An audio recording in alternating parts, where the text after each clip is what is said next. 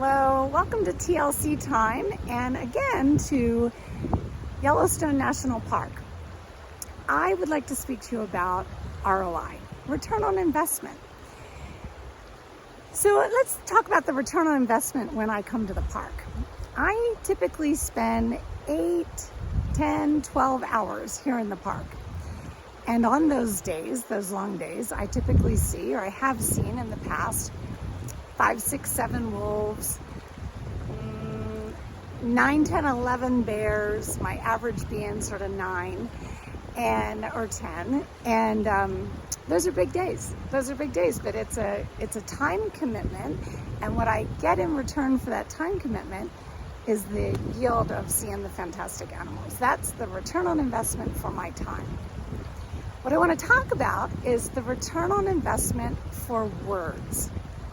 That's right, I said words.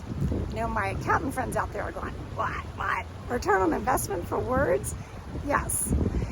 So in my 20s, I was climbing the corporate ladder with Four Seasons hotels in various leadership positions.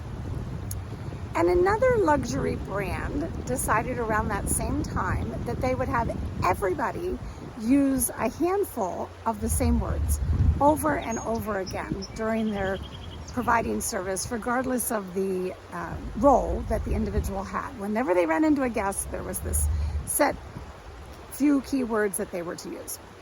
Well, I've never been a believer in scripting straight up like that. I believe in a team assessing some keywords that are appropriate to the role that they do and those that they're serving, and say, okay, here's what's available to us.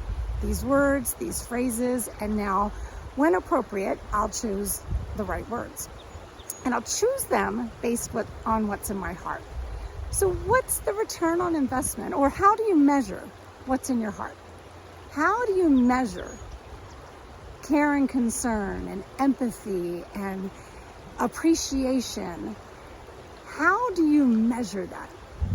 It's very difficult.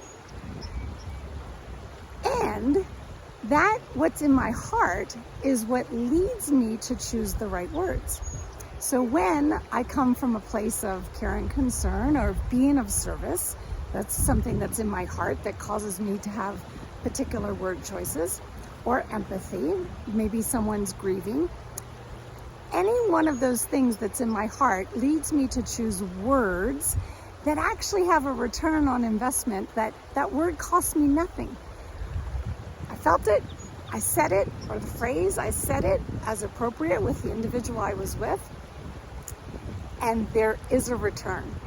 So when you're being of service and you choose the right words, customers come back. There's loyalty to your brand. That is a return on the investment.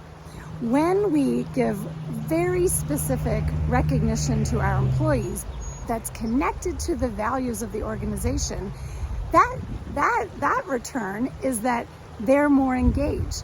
They actually might have more discretionary behavior, meaning they're going to go above and beyond. Next time somebody calls in and you ask them to cover, they're going to cover because they feel appreciated, because you've chosen the right words in order to make them feel that way. There is a return on the investment of a word or a string of words, some phrases that you use. It's just very difficult to measure. If I were to do my MBA again, that would be my thesis. So perhaps there's someone out there that would like to tackle that and to really dig into when we, particularly as leaders, when we very intentionally start there as a leader, very intentionally choose the right words, ones that show being of service, in service to those that you lead, and being empathetic and being appreciative, all of those things that one feels. When you lead from your heart and you choose the right words, I guarantee that there will be a return. And that return will be exponential because it didn't cost you anything to choose the right words. It cost a little bit of intention, and I know that we're all capable of that. Thanks for tuning in.